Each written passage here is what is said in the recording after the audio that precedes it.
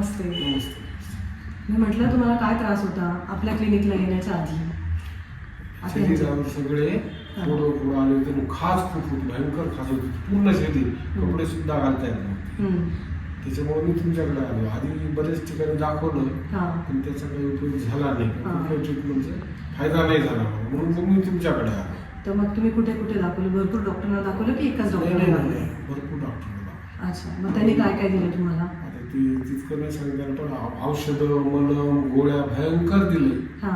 त्याला कुठलाही मला फरक पडलेला. मग त्यांनी काही इन्व्हेस्टिगेशन सांगितलं? हा, ती बायोप्सी करा, शेवटचा पर्याय बायोप्सी करूयात म्हणे. त्याच्यातून जे काही निष्पन्न झालं बघूयात म्हणे. काय तुम्हाला बायोप्सी सांगितलं? सगळं ट्रीटमेंट दिलं? सगळं सगळं लास्ट ब्लड टेस्ट पण झाली? सगळं झालं. अच्छा. कॅन्सरची टेस्ट केली, टीबीची टेस्ट केली, याच्यामुळे दुसरे आजार होतील का पण काही झालं नाही. तसं नोव्हेंबर मध्ये. तुम्हाला काय वाटत होतं कशाबद्दल? जेव्हा असं सांगत होते की बायोप्सी करावं लागेल वगैरे? नाही, मला ते नको होतं करायला, माझी इच्छाच नव्हती. मी असं 2-3 ठिकाणी शोध घेतला, सरांकडे आलो, तुम्ही नव्हतात त्यावेळेला. सरांची माझी भेट झाली तर म्हणजे माझी मिसेस बघती म्हणजे तुम्ही या म्हणून मी तुमच्याकडे आलो.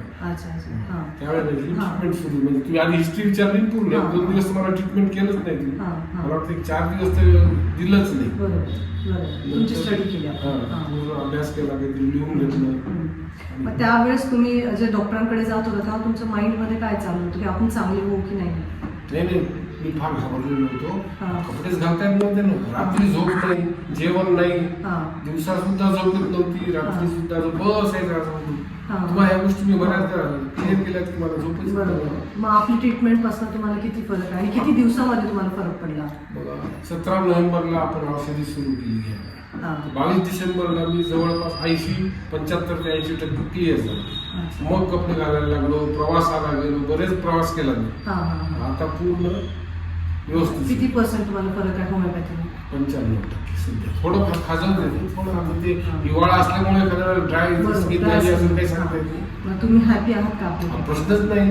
अहो, किती फिरलो मी, किती पैसे घातले त्या ॲलोपॅथीमध्ये, किती काय काय त्रास सहन केला तुम्ही?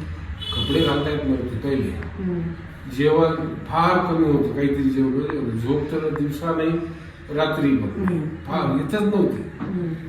या ट्रीटमेंटमुळे मला सगळ्या गोष्टीची आता झोपतोय मी चांगलं, जेवतोय व्यवस्थित, कपडे घालून फिरायला लागलो. मी जवळपास ही ट्रीटमेंट झाल्यावर 2,000 ते 2,500 किलोमीटर प्रवास केलाय. 2,000 ते 2,500 कोल्हापूर वगैरे असं बरंच पूर्ण महाराष्ट्रात. आयुर्वेदिक पण घेतली? नाही, आयुर्वेदिक नाही, ॲलोपॅथीच घेतली. आता तुम्ही होमिओपॅथीने विश्वास? प्रश्नच नाही. आता पाहिलं पेशंट आणखी दोघांना असेच केसेस माझ्यासारख्या, त्यांना तुमचा नंबर दिलाय, तुमच्याकडे येतील लवकरच. त्यांना सांगितलं, बऱ्याच ठिकाणी मी सांगितलेले की होमिओपॅथीमुळे माझं क्लिअर झालं. म्हणजे तुम्ही हॅपी आहात? प्रश्नच नाही, आहे ना, हॅपी आहेच. थँक्यू.